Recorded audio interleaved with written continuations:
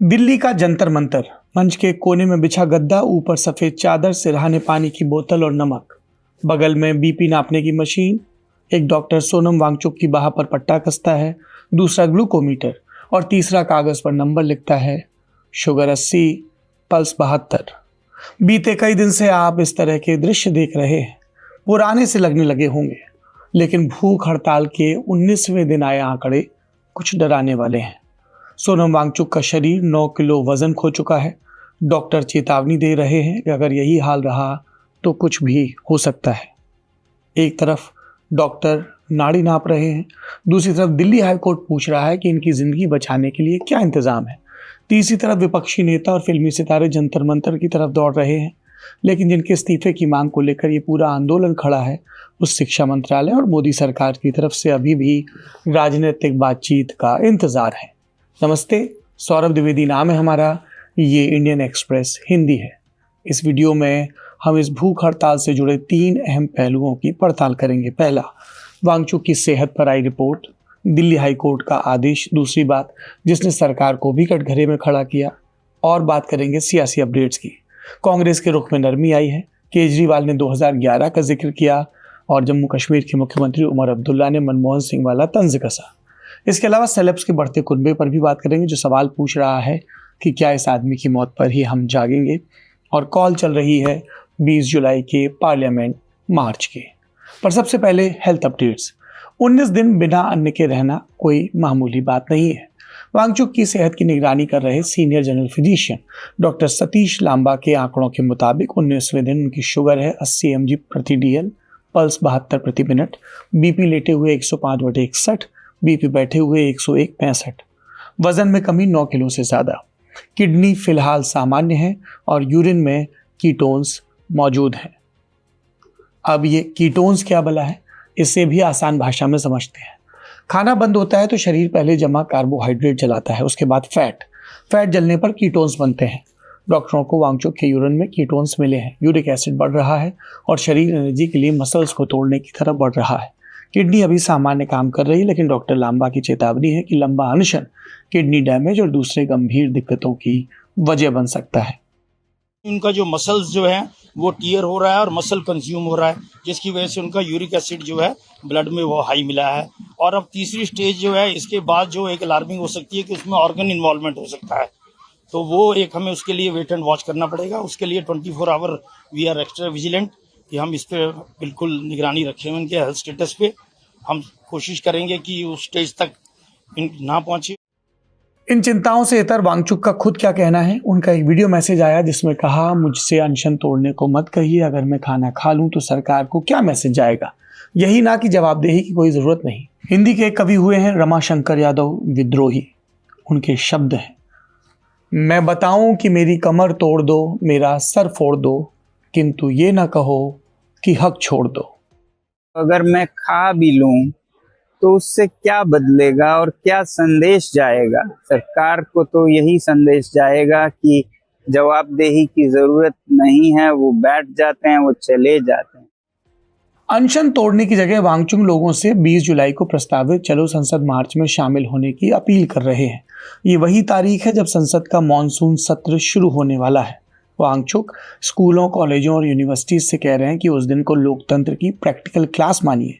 किताब में नागरिक शास्त्र पढ़ा जाता है, जंतर मंतर वाले उसे सड़क पर करके दिखाना चाहते हैं। जिक्र लोकतंत्र का हुआ तो इसका एक अहम हिस्सा है न्यायपालिका। वहां भी चलते हैं। दस्तक अदालत की दी गई एक याचिका के जरिए दिल्ली हाईकोर्ट में वकील RK सैनी ने यह जनहित याचिका दाखिल की और बोले, सरकार 59 साल के वांगचुक के साथ ऐसे पेश आ रही जैसे वो कोई खूंखार अपराधी, आतंकवादी या देशद्रोही हो।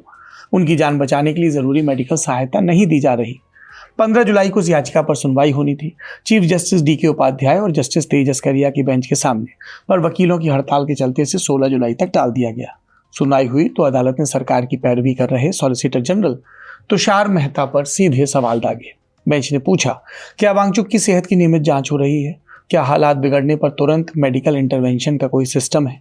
चीफ जस्टिस ने दिल्ली हाईकोर्ट के साफ कहा, हम चाहते हैं कि सरकारी डॉक्टर उनका चेकअप करें, रिपोर्ट के आधार पर तुरंत दखल दें। जिंदगी बहुत अनमोल है। इधर तुषार मेहता ने भरोसा दिया कि सरकारी डॉक्टर और एक्सपर्ट हर दिन वांगचुक की सेहत मॉनिटर करेंगे।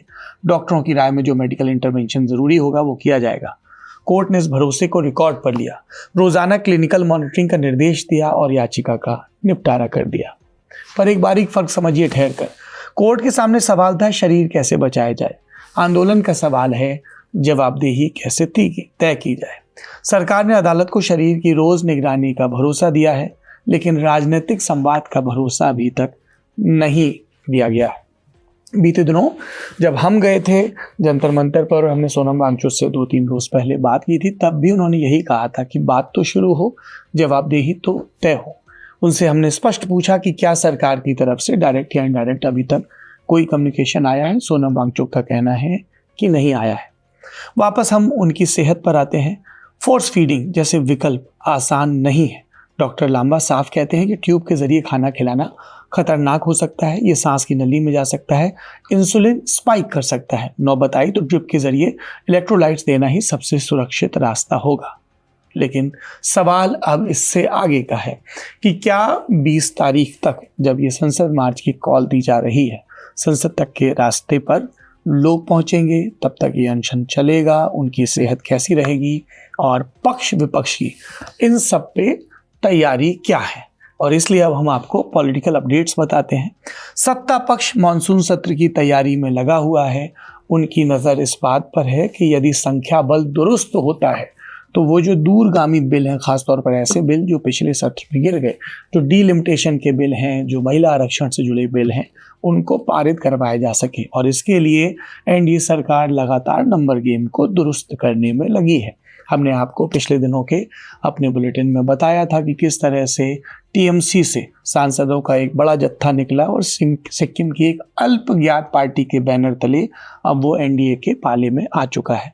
इसी तरह से आम आदमी पार्टी के राज्यसभा सांसदों की टूट के बारे में भी पूरे देश में रिपोर्टिंग हुई थी। सुप्रिया सुले एनसीपी शरद पवार की कार्यकारी अध्यक्ष हैं। उन्होंने भी कहा कि यदि 50% सीटें हर राज्य में बढ़ने का आश्वासन मिलता है, जो कि गृह मंत्री अमित शाह ने पहले भी कहा है, तो वो इस बिल के समर्थन में आएंगे। कांग्रेस की भी आज मीटिंग हुई, उनकी combined party central parliamentary party की मीटिंग हुई सोनिया गांधी की अध्यक्षता में, जहां पर उन्होंने स्पष्ट किया कि हम इस बिल का, इस जो डीलिमिटेशन का बिल है, इन सब का इसके मौजूदा स्वरूप में विरोध करेंगे। ये बात सामने आई। इंडिया ब्लॉक की मीटिंग हुई थी कुछ रोज पहले, लेकिन ये ब्लॉक फिलहाल अपनी ही एकता को समेटने की कोशिश करने में लगा हुआ है। ये तो पार्लियामेंट के फ्रंट पर बात हुई, जहां पर बीजेपी के हक में खबरें आ रही हैं कि टीएमसी से एक और राज्यसभा सांसद ने इस्तीफा दे दिया, या जिन्होंने पहले इस्तीफा दिया था उन्होंने बीजेपी की तरफ से नॉमिनेशन भर लिया। फ्लोर मैनेजमेंट की पूरी कवायद चल रही है। परसेप्शन मैनेजमेंट की कवायद पर अभी सरकार उतनी सक्रिय नहीं दिख रही है। सोशल मीडिया के उनके वॉरियर्स हैं जो अपने नई नैरेटिव बनाने की कोशिश कर रहे हैं, लेकिन प्रधानमंत्री नरेंद्र मोदी या किसी भी सीनियर मंत्री की तरफ से सोनम वांगचुक के ऊपर या इस आंदोलन के ऊपर हाल फिलहाल में कोई नया बयान नहीं आया है। हालांकि शिक्षा मंत्री धर्मेंद्र प्रधान ने अपने पहले के इंटरव्यूज में सीजेपी के आंदोलनकर्ताओं को सिरे से खारिज किया था। और कांग्रेस की बात करें तो अब वांगचुक से पहली पहल एक सीनियर लेवल पे संवेदना जताई गई। 16 जुलाई के रोज पार्टी के संगठन महासचिव हैं और केरल से सांसद केसी वेणुगोपाल, उन्होंने वांगचुक से सेहत देखते हुए सेहत को अनशन खत्म करने की अपील की और ये भी कहा कि उनकी नाराजगी और जवाबदेही की मांग से कांग्रेस पार्टी सहमत है। फिर जोड़ा साथ में कि हम भी 1.5 महीने से प्रधान का इस्तीफा मांग रहे हैं और आगे भी सरकार को इस मुद्दे पर घेरेंगे।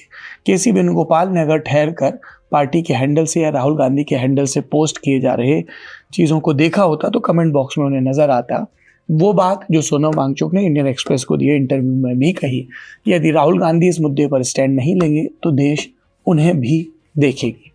इससे तरह आम आदमी पार्टी के संयोजक और दिल्ली के पूर्व मुख्यमंत्री अरविंद केजरीवाल वो धरना स्थल पर पहुंचे और एक कदम आगे निकल के बोले, धर्मेंद्र प्रधान की जगह सोनम वांगचुक को शिक्षा मंत्री बना दो। 16 जुलाई के रोज का ये बयान है जंतर मंतर का। पहुंचते ही उन्होंने अपने पुराने साथी आम आदमी पार्टी के दीपके को गर्मजोशी से गले लगाया, फिर वांगचुक से मिले और उसके बाद मीडिया को संबोधित किया और 2011 के अन्ना आंदोलन वाली चेतावनी दी।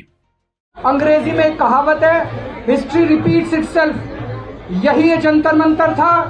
4 अप्रैल का दिन था 2011 का, जब अन्ना हजारे जी यहाँ बैठे थे। उसके 3 साल बाद उस वक्त की सरकार चली गई थी। आज से 3 साल बाद आपकी सरकार चली जाएगी अगर आपने युवाओं की आवाज नहीं सुनी तो। उधर लोकसभा में तीसरी सबसे बड़ी पार्टी समाजवादी पार्टी की सांसद डिंपल यादव भी अपने साथियों के साथ, जिसमें उनके साथ सांसद धर्मेंद्र यादव और विधायक रागिनी सोनकर भी थी, वो जंतर मंतर पर पहुंची। डिंपल यादव ने कहा कि मानसून सत्र में हम इस मुद्दे को जोर शोर से उठाएंगे। एक बयान जम्मू कश्मीर के मुख्यमंत्री उमर अब्दुल्ला का आया। उन्होंने अन्ना आंदोलन का उदाहरण देते हुए कहा कि तब मनमोहन सिंह सरकार ने मंत्रियों को बातचीत के लिए आंदोलनकारियों के पास भेजा था। वांगचुक के 19 दिन के अनशन के बाद भी केंद्र की तरफ से संवाद की कोशिश नजर नहीं आ रही है। उन्होंने ये भी कहा कि हम वांगचुक का समर्थन करते रहेंगे। समर्थन की आवाज़ें इससे इतर मशहूर लोगों की तरफ से भी आती रही। फिल्मी बिरादरी में इमरान खान, फातिमा सना शेख, सोनाक्षी सिन्हा ने भी वांगचुक के समर्थन में सोशल मीडिया पर पोस्ट किए। विशाल डडलानी ने वीडियो रिलीज किया। सब ने कहा, जैसे इमरान ने कहा कि किसी पार्टी की फुटबॉल टीम चुनने का सवाल नहीं है, छात्रों से ईमानदारी मांगी जाती तो परीक्षा कराने वाली संस्थाओं की जवाबदेही भी उतनी ही होनी चाहिए। फातिमा सना शेख ने हालात को दिल तोड़ने वाला बताया और लिखा कि 19 दिन गुजर चुके हैं, सुनने के लिए तब तक इंतजार नहीं किया जा सकता जब बहुत देर हो जाए। सोनाक्षी सिन्हा ने वीडियो जारी कर पूछा कि क्या सरकार तब जागेगी जब वांगचुक की जान चली जाएगी। इससे पहले भी शबाना आजमी, जीनत अमान, प्रकाश राज, नसीरुद्दीन शाह, रत्ना पाठक शाह, अवैध देओल, सोनी राजदान, ओमी वैद और अनुराग कश्यप जैसे नाम अपना समर्थन जता चुके हैं। कुल जमा आवाज़ें जुड़ रही हैं। सीजेपी का जो आंदोलन अपने शुरुआती दौर में अटेंडेंस को लेके फीकेपन से घिरता नजर आ रहा था, या उसके जो कर्ता धर्ता थे जिनके पास कहा जा रहा था कि उतनी पॉलिटिकल मैच्योरिटी या फ्यूचर को लेके कोई प्लान नहीं है, सोनम वांगचुक के आने के बाद और इस भूख हड़ताल के, इस आमरण अनशन के लंबा खिंचने के बाद इस आंदोलन को एक नैतिक बल मिल गया है। हम और आप नागरिक हैं और हैं इतिहास के विद्यार्थी, और हमने ये देखा है कि तमाम नेताओं ने और समाज सेवकों ने किस तरह से इसी सत्याग्रह के और अनशन के हथियार का इस्तेमाल किया। आज़ाद की लड़ाई में महात्मा गांधी ने, बाद की राजनीतिक लड़ाइयों में चाहे श्री रामलू हो जो भाषाई आधार पर राज्यों के गठन की बात कर रहे थे, जयप्रकाश नारायण हो जो इंदिरा गांधी की सरकार की मुखालफत कर रहे थे, या उसके बाद के भी लोग, हमेशा एक ऐसे व्यक्ति को खोजा गया जो नैतिकता के मापदंड पर ऊंचा हो ताकि उसके इर्द गिर्द लोग जुट सके। 2011 में इसके लिए रालेगढ़ सिद्धि से अन्ना हजारे को चुना गया था आंदोलनकर्ताओं के द्वारा कि एक ऐसा व्यक्ति सामने हो जिसकी सत्यनिष्ठा पर संदेह न हो।